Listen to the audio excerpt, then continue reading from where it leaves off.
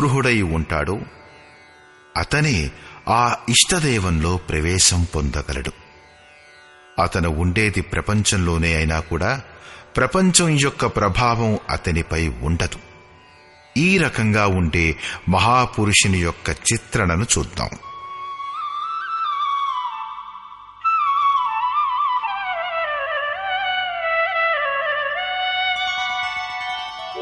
ఆపూర్యమాణమచల ప్రతిష్టం సముద్రమాపః ప్రవిశంతి యద్వత్ తద్వత్ కామాయం ప్రవిశంతి survey సశాంతిమాప్నోతి న కామకామీ. ఎలాగైతే అన్ని వైపుల నుంచి పరిపూర్ణంగా అచల ప్రతిష్ఠగల సముద్రాన్ని నదుల నీరు అన్ని వైపుల నుంచి చలాయమానం చెయ్యకుండా గొప్ప వేగంతో వచ్చి అందులో ఇమిడిపోతుందో, సరిగ్గా అలాగే పరమాత్మనిలో స్థితుడైన ప్రజ్ఞుడైన పురుషునిలో సమస్త భోగాలు వికారాలు ఉత్పన్నమవ్వకుండానే సమాహితమైపోతాయి. అటువంటి పురుషుడే పరమశాంతిని పొందుతాడు, భోగలాలసుడు కాడు. భయంకరమైన వేగంతో ప్రవహించే వేల కొద్దీ నదులు పంటలను నష్టపరుస్తూ, హత్యలు చేస్తూ, నగరాలను ముంచుతూ, హాహాకారాలు చేస్తూ గొప్ప వేగంతో సముద్రంలో కలుస్తాయి. కాని సముద్రాన్ని ఒక్క అంగుళం కూడా ఎత్తు చెయ్యలేవు, తక్కువ చెయ్యలేవు. పైపెచ్చు అందులోనే సమాహితమైపోతాయి. సరిగ్గా ఈ ప్రకారంగానే మహాపురుషునిలో కూడా సమస్త భోగాలు అంతే వేగంతో వస్తాయి, కాని అతనిలో సమాహితమైపోతాయి. ఆ పురుషునిలో శుభాశుభ సంస్కారాలను కలిగించలేవు. యోగి యొక్క కర్మలు తెలుపుగాని లేక నలుపుగాని కావు. ఎందుకంటే ఏ చిత్తంలోనైతే సంస్కారాలు పడతాయో ఆ చిత్తం యొక్క నిరోధం విలీనీకరణం జరిగిపోయింది. దీనితో బాటే భగవత్తత్వం అను స్థితి వచ్చింది. ఇప్పుడు సంస్కారాలు పడాలన్నా ఎక్కడా? ఈ ఒక్క శ్లోకంలోనే శ్రీకృష్ణుడు అర్జునుని అనేక ప్రశ్నలకు సమాధానం ఇచ్చాడు. స్థితప్రజ్ఞుడైన మహాపురుషుని లక్షణాలు ఏమిటన్నవి అతని జిజ్ఞాస.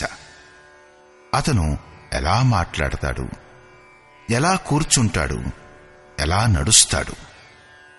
శ్రీకృష్ణుడు ఒకే ఒక పదంలో జవాబిచ్చాడు.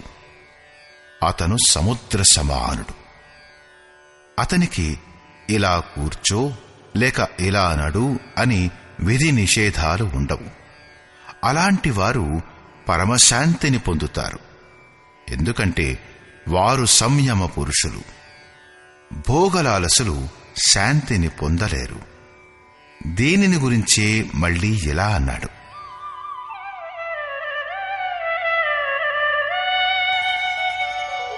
విహాయ కామాన్యః సర్వాన్ పుమాంశ్చరతి నిస్పృహః నిర్మమో నిరహంకారః సశాంతిమధిగచ్చతి.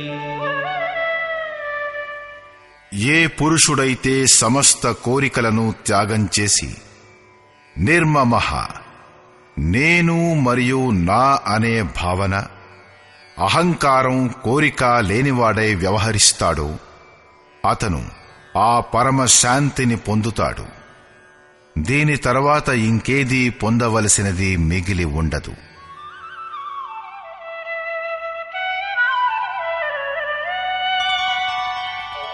ఏషా బ్రాహ్మీ స్థితిః పార్థ నైనాం ప్రాప్య విముహ్యతి స్థిత్వా స్యామంతకాలేపి బ్రహ్మనిర్వాణమృచ్ఛతి. పార్థ, ఈ స్థితి బ్రహ్మను పొందిన పురుషుని యొక్క స్థితి. సముద్ర సమానుడైన ఆ పురుషునిలో విషయాలు నదులలాగా సమాహితమైపోతాయి. అలాంటి వారు పూర్ణ నియంత్రితులు, ప్రత్యక్షతః పరమాత్మ దర్శకులు. కేవలం అహం బ్రహ్మాస్మి అన్నది చదివేస్తే లేక కంఠస్థం చేస్తే ఆ స్థితి లభించదు. సాధన చేసి బ్రహ్మనిష్టలో స్థితులైన వారు శరీరం యొక్క చివరి కాలంలో కూడా బ్రహ్మానందాన్నే పొందుతారు. సారాంశం. సాధారణంగా కొంతమంది 2వ అధ్యాయంతో గీత పూర్తయిపోతుందనంటారు. కాని కేవలం కర్మ పేరు మాత్రం చెప్పడంతో కర్మ పూర్తయిపోయేటట్లయితే అప్పుడు గీత సమాప్తమైపోయిందని ఒప్పుకోవచ్చు. ఈ అధ్యాయంలో యోగేశ్వరుడైన శ్రీకృష్ణుడు ఏమన్నాడంటే, అర్జున, దేనినైతే తెలుసుకుని నీవు సంసార బంధం నుంచి ముక్తుడవైపోగలవో అట్టి నిష్కామ కర్మయోగం యొక్క విషయం గురించి విను. కర్మ చేయడానికి నీకు అధికారం ఉంది. ప్రతిఫలం పట్ల ఎప్పటికీ లేదు. కర్మ చేయడంలో అశ్రద్ధ కూడా ఉంచకూడదు. నిరంతరం కర్మ చేయడానికే తత్పరుడవై ఉండు. దీని పరిణామంలో నీవు పరం దృష్ట్వా పరమపురుషుని దర్శనం చేసి స్థితప్రజ్ఞుడవవుతావు. పరమశాంతిని పొందుతావు. కాని కర్మ ఏమిటన్నది చెప్పలేదు. ఇది సాంఖ్యాయోగం పేరుగల అధ్యాయం కాదు. ఈ పేరు శాస్త్రకారుడు పెట్టినది కాదు, వ్యాఖ్యానకారులు పెట్టినటువంటిది. వారు తమ బుద్ధికి తగినట్లుగా గ్రహిస్తే ఆశ్చర్యం ఏముంది? ఈ అధ్యాయంలో కర్మ యొక్క గొప్పదనం, దానిని చెయ్యడంలో పాటించవలసిన జాగ్రత్తలు, స్థితప్రజ్ఞుడి యొక్క లక్షణాలు చెప్పి శ్రీకృష్ణుడు అర్జునుడి మనస్సులో కర్మ పట్ల ఉత్కంఠను జాగృతం చేశాడు. అతనికి కొన్ని ప్రశ్నలిచ్చాడు. ఆత్మ శాశ్వతమైనది, సనాతనమైనది. అది తెలుసుకుని తత్వదర్శకుడివి కమ్ము. దీని ప్రాప్తికి 2 సాధనాలున్నాయి: జ్ఞానయోగం మరియు నిష్కామ కర్మయోగం.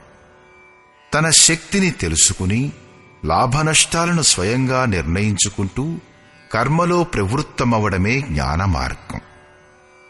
ఇష్టదైవంపై ఆధారపడి సమర్పణ భావంతో కూడి అదే కర్మలో ప్రవృత్తమవడం నిష్కామ కర్మ మార్గం. గోస్వామి తులసీదాసు రెండింటినీ ఈ విధంగా వర్ణించాడు. మోరే ప్రౌఢ తనయ సమజ్ఞాని బాలకసుత సమదాస అమాని జనహి మోర బల నిజ బలతాహి దుహుకహు కామ క్రోధరిపు ఆహి. 2 ప్రకారాలుగా భజన చేసేవారున్నారు. ఒకటి జ్ఞాన మార్గం, రెండవది భక్తి మార్గం. నిష్కామ కర్మ మార్గంలో లేక భక్తి మార్గంలో శరణాగతుడైన వాడు నా ఆశ్రయం పొంది ఆచరిస్తాడు. జ్ఞాన మార్గీయుడు తన శక్తిని ముందుంచుకుని తన లాభనష్టాలను బేరీజు వేసుకుంటూ తన భరోసాపై ఆచరిస్తాడు. కాని ఇద్దరి శత్రువు ఒకటే. జ్ఞాన మార్గావలంబులకు కామక్రోధాది శత్రువులపై విజయం సాధించాలి. నిష్కామ కర్మయోగి కూడా వీటితోనే యుద్ధం చెయ్యాలి.